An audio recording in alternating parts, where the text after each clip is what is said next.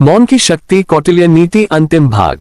कौटिल्य पंडित की नीति से राज्य में शांति स्थापित हो चुकी थी। सीमाओं पर स्थिरता लौट आई थी और प्रजा निश्चिंत थी।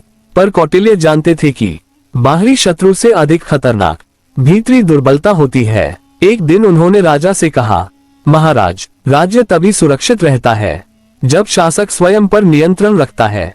राजा ने कौटिल्य से पूछा, आचार्य, सबसे कठिन युद्ध कौन सा है? कौटिल्य ने उत्तर दिया, अपने ही मन से लड़ा गया युद्ध। उन्होंने राजा को समझाया कि क्रोध, अहंकार और भय 3 ऐसे शत्रु हैं जो बिना अस्त्र के ही राज्य को खोखला कर देते हैं।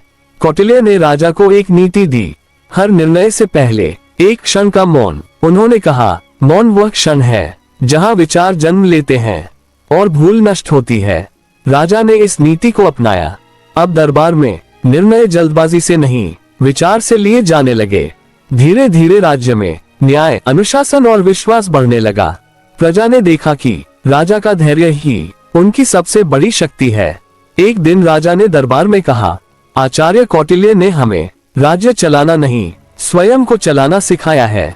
कौटिल्य ने शांत स्वर में उत्तर दिया, महाराज, जो स्वयं पर शासन कर लेता है उसे किसी पर शासन करने की आवश्यकता नहीं पड़ती। समय बीतता गया, राजा इतिहास बने, राज्य बदले, पर कौटिल्य की नीति अमर हो गई।